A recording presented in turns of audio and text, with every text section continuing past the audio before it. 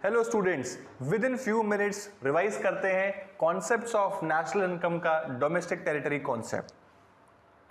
हमने ये चीज समझी थी कि domestic territory is not just a political territory of India, political boundary ही नहीं है। डोमेस्टिक टेरिटरी हम उस टेरिटरी को मानते हैं जहां पर फ्री फ्लो हो Indian people, Indian goods and capital का, और हमने उस टेरिटरी को इकोनॉमिक बाउंड्री या इकोनॉमिक टेरिटरी की नाम से समझा था।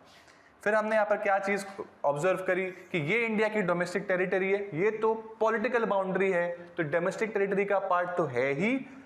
Still rest of the world की वो सारी प्लेसेस जहां पे गवर्नमेंट ऑफ इंडिया का कंट्रोल है और वहां पर फ्री फ्लो होता है गुड्स का, कैपिटल का एंड पीपल का, रेस्ट ऑफ द वर्ल्ड की वो सारे पॉइंट्स, वो सारी जगह भी इंडिया की डोमेस्टिक टेरिटरी का पार्ट है। तो हमने ये चीज देखा था कि political boundary including land, water of India and embassy, consulates and military establishment in rest of the world, इसको अगर हम टोटलिटी में लेके आ जाते हैं तो वो इंडिया की एक ब्रॉडर बाउंड्री का पार्ट बन जाते हैं।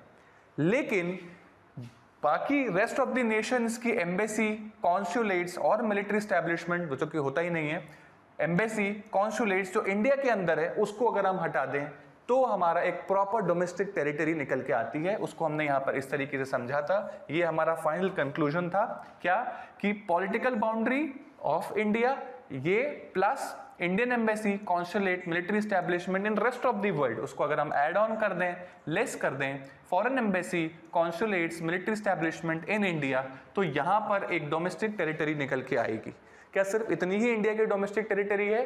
नो, इसके अलावा भी कुछ पोर्शंस, ये चारों पोर्शंस तो हमने अभी कवर अप कर लिए, कुछ और भी पोर्शंस हैं जो डोमेस्टिक टेरिटरी का पार्ट बनते हैं। वो क्या? If these condition satisfy then it is a domestic या इकोनॉमिक टेरिटरी ऑफ इंडिया। इसके अलावा अगर ये कंडीशन सेटिस्फाई हो जाती हैं तो भी वो जगह इंडिया ही कहलाएगा, इंडिया की डोमेस्टिक टेरिटरी ही कहलाएगी। और वो क्या आपकी कंडीशन है?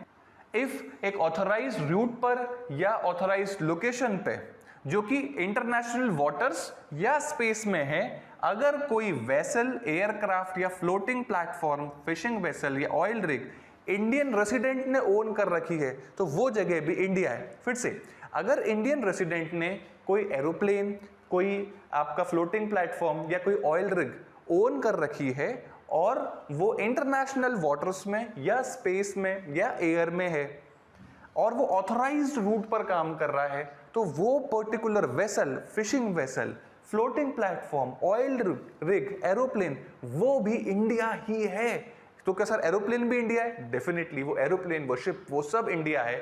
नाउ हम ये बोल सकते हैं कि ये पूरी चीजें इंडिया की डोमेस्टिक टेरिटरी को रिप्रेजेंट करती हैं। फटाक से एक बार और फाइनली हम कंक्लूड कर देते हैं। इंडिया की political boundary, Indian embassy in rest of the world, Indian consulate in rest of the world, Indian military establishment जहां कहीं भी हो इंडिया के बाहर, एंड ऑल दीज पॉइंट्स, ये मिलकर इंडिया की डोमेस्टिक टेरिटरी बनाती हैं। आई होप ये क्विक रिवीजन वीडियो आपका अच्छा लगा होगा। Thank you.